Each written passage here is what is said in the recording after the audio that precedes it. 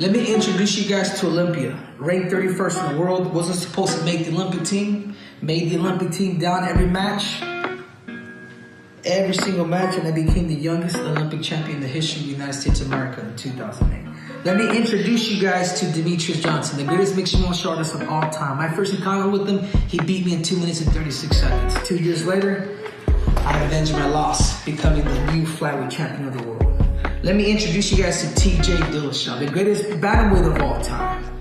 But TJ wasn't playing fair, and they still took him out in 32 seconds.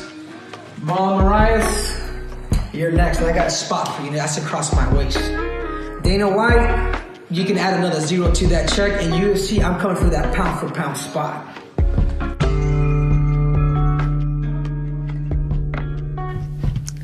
Hello. This is a resume that's very difficult to beat, especially when you consider Henry Cejudo's upbringing. Cejudo was one of 7 children raised by a single mother, his father an addict. While you're complaining about how you don't have enough food in the fridge, only ingredients, Henry had to share a bed with someone else up until he was provided one by USA Wrestling while participating in a residency program at the US Olympic Training Facility. Entitlement is the last thing Henry had getting in his way. I am certain his mother's work ethic was part of the inspiration that pushed Henry beyond what most could even imagine. But is there more to his secret to greatness? After all, if hard work alone could contrive success, every woman in Africa would likely rule the world. What is Henry doing differently? What makes the 1%ers of the 1%ers? What makes a legend? And I call it 2 things. What's heart or ability? These are 2 good things to always question. What is your heart?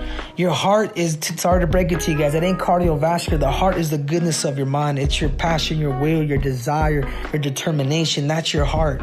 Something that you want to suffer for in order to attain it. Now 2 is ability. Ability is either something that you have rep over time and you're good at it, or genetically you're just meant to do this certain thing.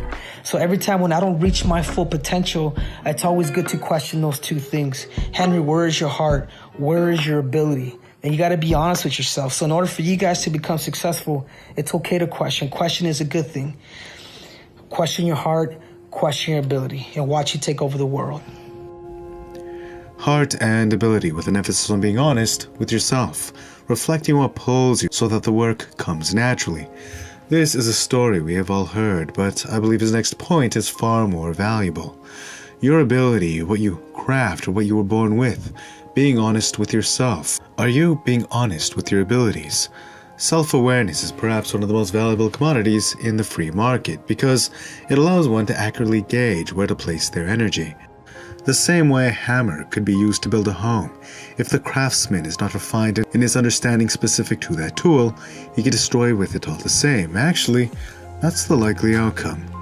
Entitlement beyond one's aptitude will destroy you, but if you can gauge your individual condition honestly, not disrespecting yourself by belittling what you are capable of, but also having a realistic gauge to your condition in correlation to the rest of the world, if you can find that balance, the irony will become this rare self-awareness fueled with conviction and passion. With it, the ordinary man will become extraordinary.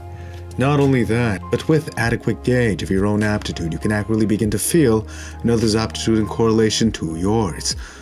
We see this with materials as well. You may find composites, 2 very different materials synergizing with each other to compensate for each other's weaknesses, which in turn makes a super material.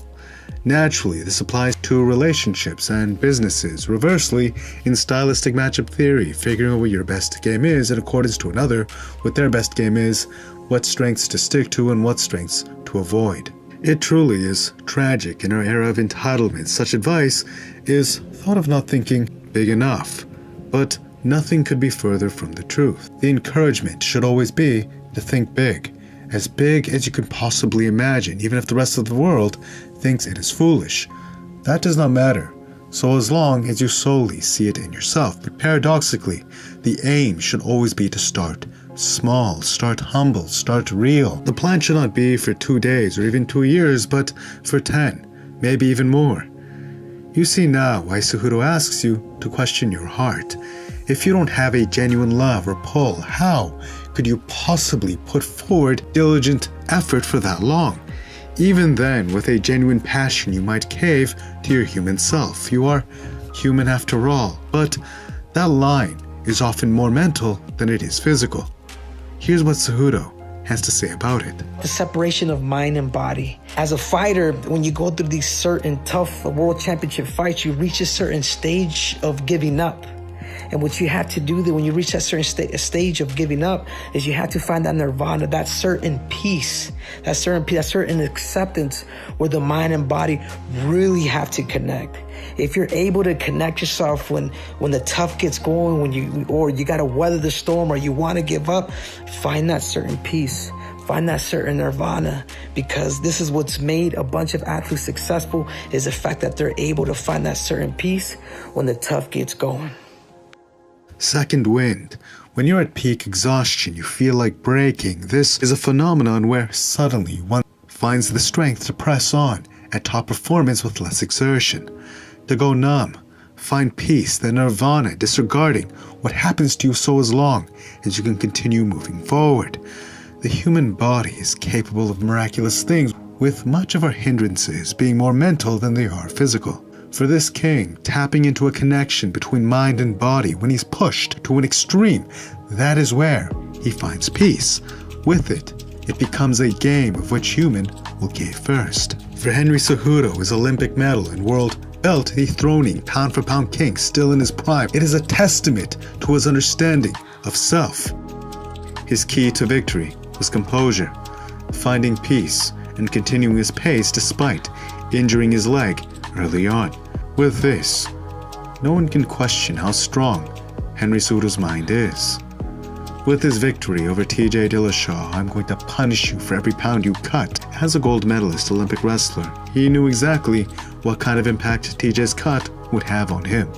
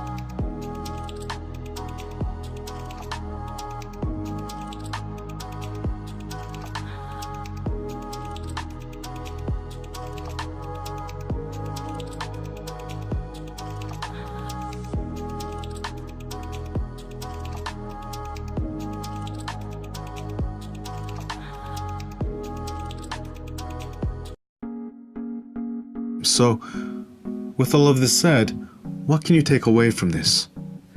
If you underestimate yourself, you lose yourself. If you overestimate yourself, you lose others. Henry's greatness is a testament to what the human mind can achieve when it refuses to falter under duress. But beyond that, he emanates a realistic, humble, practical approach towards greatness. It's okay to seem delusional. It's okay if no one believes in you. World wasn't supposed to make the Olympic team, made the Olympic team down every match, every single match, and I became the youngest Olympic champion in the history of the United States of America. If in your mind, your approach is humble, patient, practical, taking into consideration an accurate gauge of both your strengths and weaknesses, do not underestimate your power.